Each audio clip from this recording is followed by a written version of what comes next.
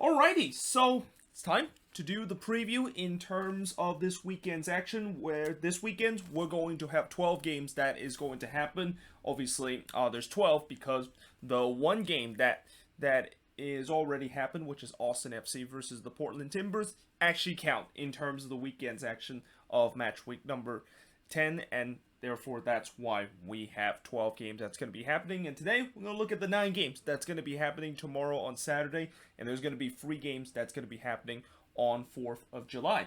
So without further ado, let us begin with Columbus taking on the New England Revolution as the first will be a 9-game action on Saturday. And this is also a special game because this is the first ever home game for the Columbus Crew at their brand new stadium, Lower.com Field. And what a way to open your brand new stadium by playing against the team that you face in the Eastern Conference Final and the team that they beat in the Eastern Conference Final to reach the MLS Cup, which eventually they won it.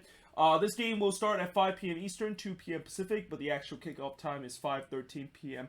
local time, which means that this game is going to be on national television and it's going to be on ESPN.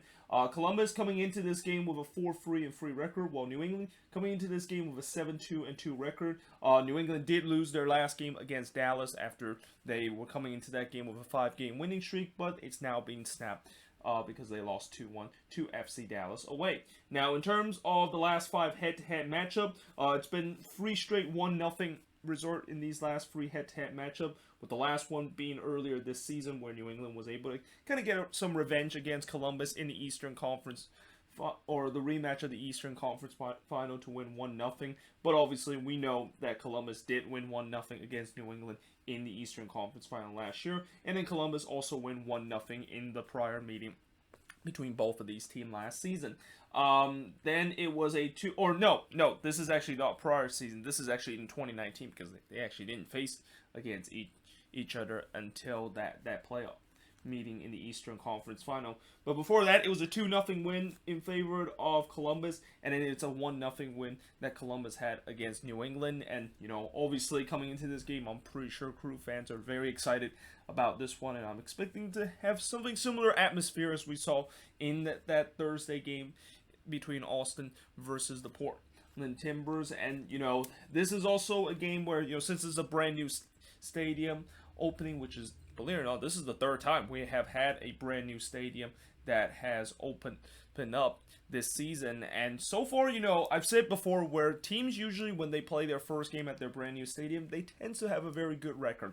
That's not been the case this season. I mean, the first game, FC Cincinnati lost 3-2 against Inter Miami in their season home opener at their brand new stadium, TQL Stadium. And then earlier this month, we saw Austin FC held to a 0-0 draw against the San Jose Earthquakes in their first ever home game in franchise history. So, yeah, the trend has definitely not been the same in terms of team playing their first ever home game at their brand new stadium as we've seen in the past, but we'll see whether or not if Columbus can continue to follow that trend. And again, they are a team that is very good at home. Although that being said, New England is a team that is very good on the road. And I talked about last year they were a very good road team. Well, they kind of continue this year. And the only difference between last year and this year is that this year, not only they've been able to win on the road, but they also have been able to win at home too, which hence, when you're able to add both of those together, it's unsurprising that they are right now at the top of the Eastern Conference. But now moving on, in terms of the next match, is DC versus Toronto. So DC United currently have a 4-1-6 record, while Toronto currently has one of the worst record in the league with a 1-2-7 record. This game will start at 5:30 p.m. Eastern, 2:30 p.m. Pacific, but the actual kickoff time will not start until 5:38 p.m. local time. DC United, they had a heartbreaking loss against NYCFC, giving up 2 late goals to lose 2-1 against them. While Toronto, they're winless in the last 7 games, and things have definitely not gone well if you are a TFC fan right now. But in terms of the last 5 head-to-head, it was back-to-back 2-2 draw in terms of the last 2 head-to-head. Before it was TFC actually winning 5-1 against DC United. I believe that was the playoff game when it was a 1-1 draw heading into the 90th minute, and then TFC just completely blew the door open in extra time and scored 4 goals in a short amount of period. But before that, it was a 1-1 draw between both of these games, and then it was a 0-0 draw between both of these teams. And, I see that DC United is going to be the team that's going to be favored in this one, because against TFC, the confidence of this team has to be an all-time low right now. And I know eventually they are going to get healthier and get some of their most important starters back into this team, but right now, when you're sitting near the bottom of the Eastern Conference and you're about to face a team that is probably very angry about the last resort, where, the last resort against NYCFC, I thought DC played relatively well until the last 20 minutes of the game, when things kind of come unravel for them. So they're definitely looking to try to bounce back after that tough loss, and they have a chance to do it against a struggling TFC side. But now moving on, in terms of the next match, is Montreal versus Inter Miami. So here we go. We have another one of these meeting where it's the renter versus the landlord derby, and in this case, Montreal is the home team in this game. So that means that there's gonna be no fans in the stands, because I remember when Orlando faced against TFC, and TFC was designated as a home team, there was no fans at Exploria Stadium. And for Miami, even though I know this is kind of like an extra home game for them, home has not been kind to them this season. I mean, not only the fact that they have now lost 4 in a row coming into this game, and their record is 2-2-6. But pretty much all the home games that they have so far this season, besides one of them, which they drew 1-1 against Atlanta United, they've lost all of them. So home has not been kind to Miami so far this season. And, they play against a Montreal side that has definitely struggled in the past couple of games.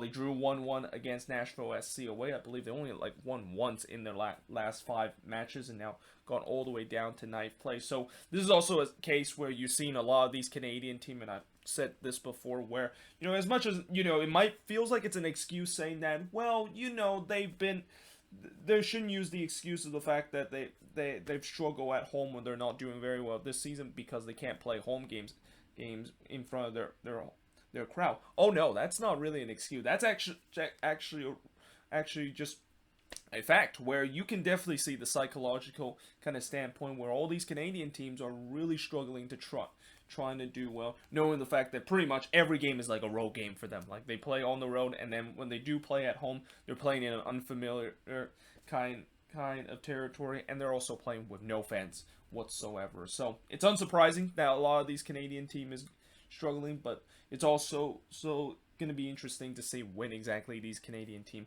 can potentially play in their home market again. I mean, yesterday in my News of the Week episode, I talk about how Vancouver and the BC government have mentioned they are going to be opening up 50% capacity in terms of future Whitecaps game. But the question is, we still don't know when exactly the Canadian government allow these MLS team to basically cross the border, and also, most importantly, when is the border going to be opening between Canada and the U.S. But going back to this match, in terms of the last 2 head-to-head meeting, well, earlier this season, it was Montreal winning 2-0 against Inter Miami. Then it was a 2-1 win that Montreal, of course, won against Inter Miami. So Montreal definitely have a very good record against Miami in this one. And judging by how chaotic Miami is right now, Montreal will definitely fancy themselves a chance to get a win in this game. And if Miami, I know it's been chaotic, but if they continue this downward spiral, I expect something is going to eventually change in terms of this team, in terms of personnel, or even in the higher ranked front office spot. But now moving on, in terms of the next match, is Orlando and the New York Red Bulls. So Orlando currently have a 6-3-1 record, while the Red Bulls have a 4-1-5 record. This game will start at 7:30 p.m. Eastern, 4:30 p.m. Pacific, but the actual kickoff time will not start until 7:38 p.m. local time. Orlando, of course, they have won the last 6 out of 7 games, and they're definitely one of the hottest team right now in MLS. While the Red Bulls, they're still searching for their first road points this season. In terms of the last 5 head-to-head meetings, you notice how Orlando has a 6-3-1 record, and you wonder where exactly that loss come from.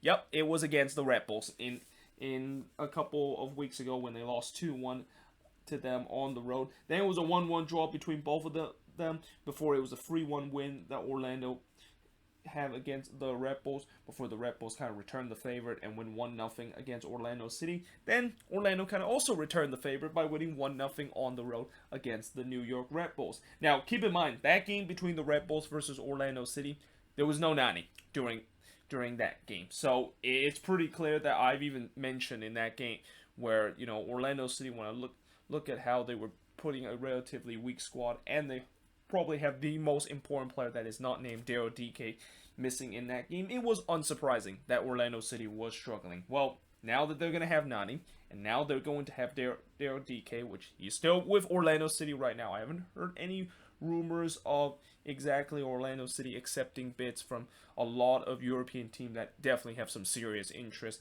in Daryl DK. And also, by the way, they're going to only have him for maybe this game and then the next one, because Daryl DK is going to be on the Gold Cup squad, and the U.S. men's national team actually announced the Gold Cup squad a couple of days ago, and there's a lot of MLS player that is on that Gold Cup squad, which, you know, it's good to see MLS player representing their country in the Gold Cup, but it's also bad news if you are a lot of these MLS teams, knowing the fact that you're going to miss a lot of player because of the Gold Cup. Like, a lot of these teams are already kind of looking forward to having some of their European player or some of their South American player back because of the Euros and Copa America, and now they have to deal with missing players because of the Gold Cup that is going to happen. I mean, 2021 is actually, you know, this year, I gotta say, this is kind of like the comeback year where pretty much every tournament is going on right now. So that's why you have this kind of sequence, especially in the summer months,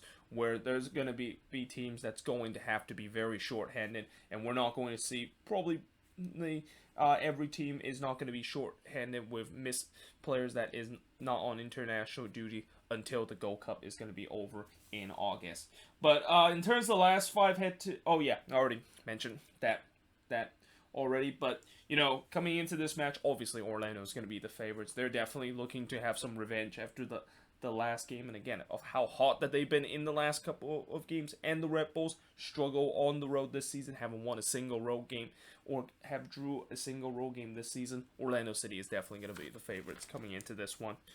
But now moving on, in terms of the next match, is the Chicago Fire versus Atlanta. So the Fire, you know, they obviously have a very bad record. In fact, they actually are tied with TFC with the worst record in the league with a 1-2-7 record. While Atlanta, well, things have definitely not gone well for them. After a relatively good start to the season, they have now gone winless in the last 5 games, and really have becoming, alongside with Nashville SC, kind of the draw kings of MLS, because they have now tied with Nashville with the most draws so far this season with 6, and their record is 2-6-2. Now, that being said, the Fire is also struggling this season, as I mentioned, with them having the worst record alongside with TFC so far in MLS, and they're winless in the last 4 games. But there might be some hope if you're a Chicago Fire fan, because, you know, the last match against the Union, you were able to get a free draw against a relatively good Union side. And yes, I know they kind of let that lead slip away late in the game, but there's got to be some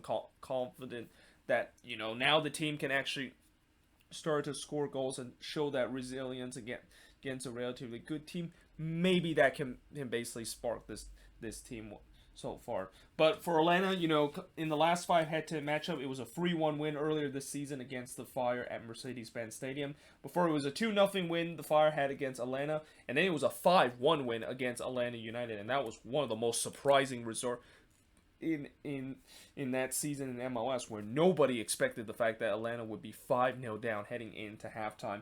But then it was a 2-0 win that Atlanta has against the Chicago Fire, and they did it again in the prior meeting, winning 2-0 against the Chicago Fire. But the Fire tends to have a good record against Atlanta when they are playing at home, and again, you know, that game against the Union, that has to at least spark some confidence to this team that definitely does not have a lot of confidence. And especially, they know Atlanta is a team that's been struggling and have desperately missed Joseph Martinez, and really missed a true number 9 that was really the big issue that they had last season.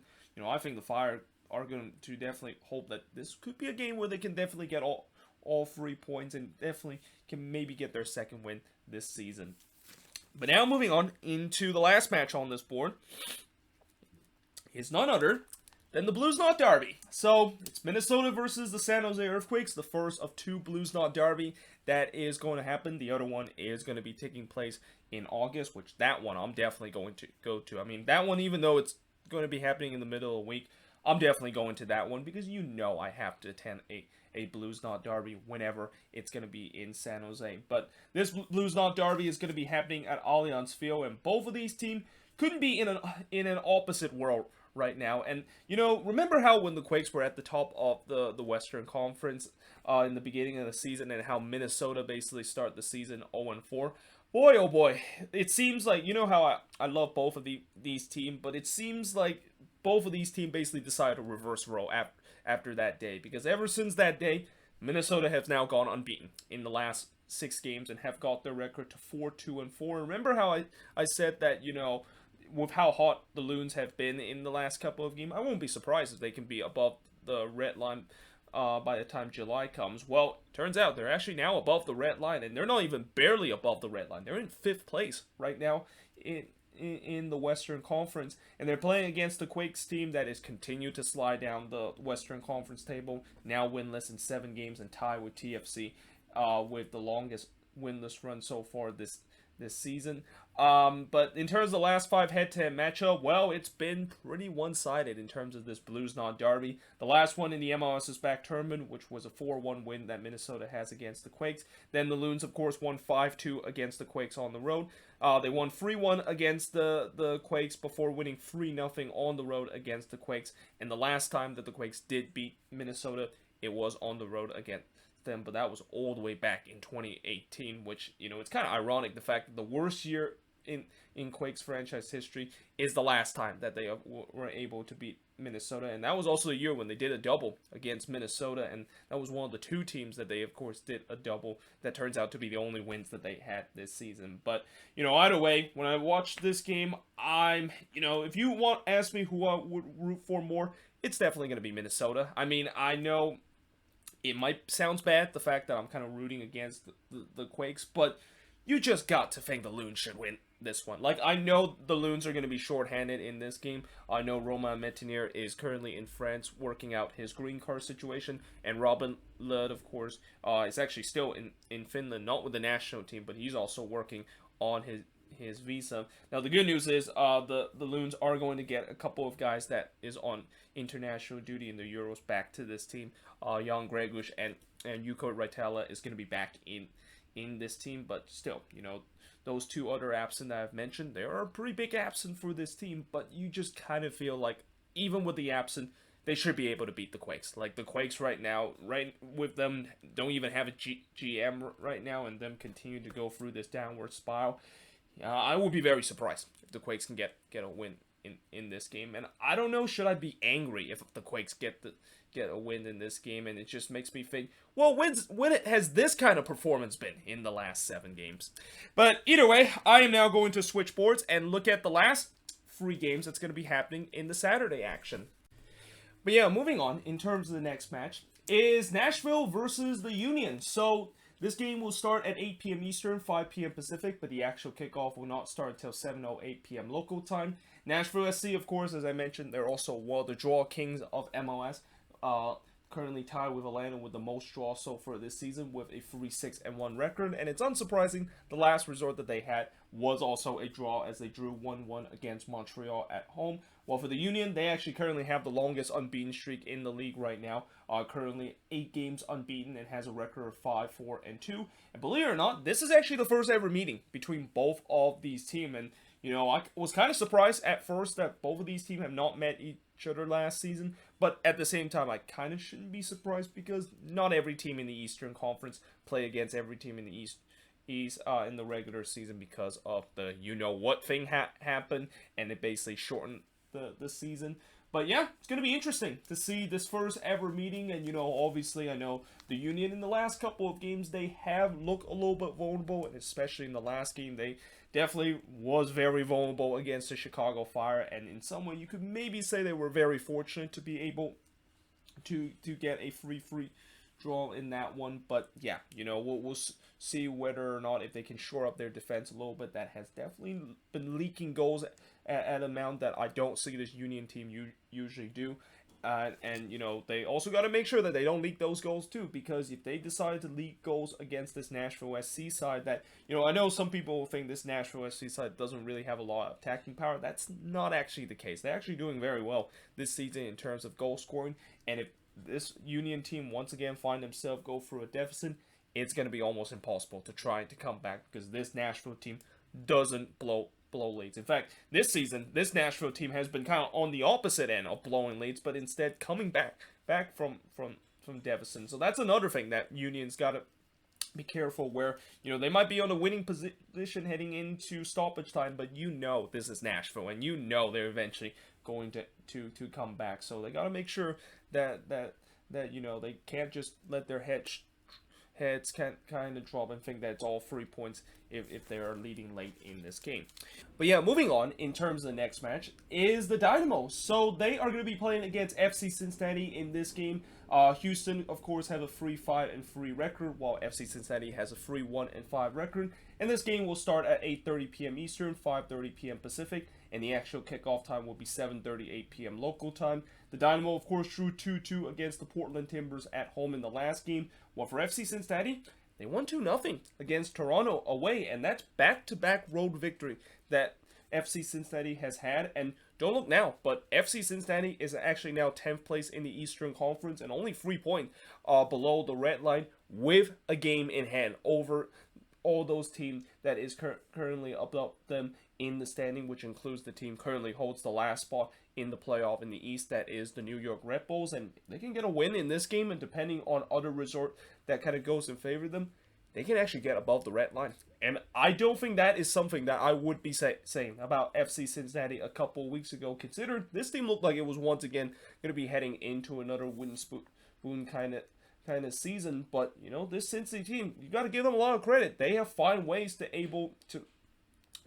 get wins. And I also really think when you look at the last couple of games, you can definitely see things are starting to turn around to the Cincy side. I mean, even when they haven't been able to get wins, even in some of the losses that they suffer in the last 4 or 5 games during this stretch, they've been actually playing relatively well. And now the fact that they've been able to score goals and finally put away those opportunities that they tend to have a lot in these past couple of games, this is all of a sudden a dangerous Cincinnati team, and a team that I don't think a lot of people should really laugh at them anymore. I mean, this, you know, the Dynamo, I know they do have a good record at home, but keep in mind, you know, they did, of course, suffer that 2-2 draw against the Timbers, where they should have won that one. And remember, the only meeting between both of these teams was Cincinnati winning 3-2 against the Houston Dynamo. So this is going to be interesting, where when we're going to have a team that have a relatively good record so far this season at home against a team that surprisingly have a relatively good record on the road, that is FC Cincinnati,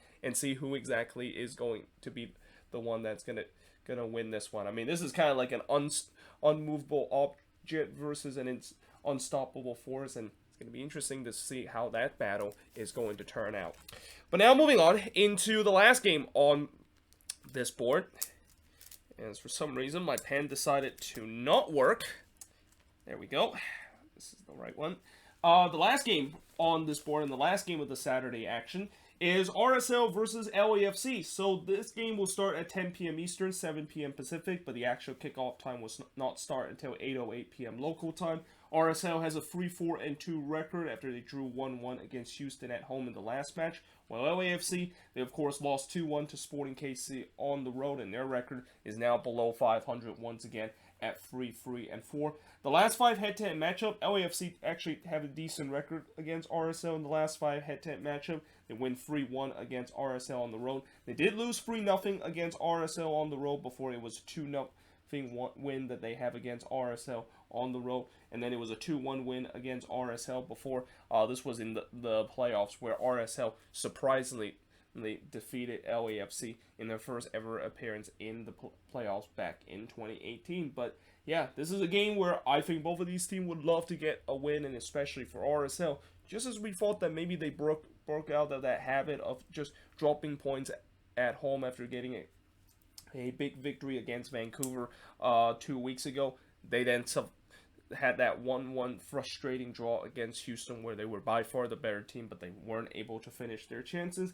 And then, of course, you got LAFC that, we know that they still struggle against teams that is definitely above the playoff line, and now they are able to face against a team that is I think RSL is still above the playoff line. We'll see whether or not if they're going to struggle. I mean, this has been a really slow start that this RSL team has been, and we are also getting to a point where we can't just say that I know the media is going to continue to say that they're going to be an MLS Cup contender, but I think we just got to face the fact that maybe this team is not going to be as good as what we thought it would be, and also they're just hoping to tread water until we get into the summer transfer window, where I expect there should be some big signings that's going to be made to this team, because the current team that they have right now, there's no way this team is going to be competing for MLS playoff. Heck, I would even go as far to say that they could be a fringe playoff team if this does continue, because they are just right now treading the water and trying to not really fall too much behind the red line right now, and are also still trying to get themselves back above the red line ever since they've been below the red line for a very long time now this season. But yeah, there you have it. That is pretty much it for the preview in terms of the Saturday action. Tomorrow, I, of course, will be doing the preview in terms of the 4th of July games, which is going to be 3 games that's going to be happening on Sunday. But yeah, hope you guys enjoyed this video. If you do, make sure you guys leave a like, smash that subscribe button. Let me know in the comments below what do you think of this game and also the other 6 games that is on the other board, and make sure you let me know in the comments below your prediction for all those games that's going to be happening on Saturday. But until then, hope you guys enjoyed this video, and I will see you guys next time.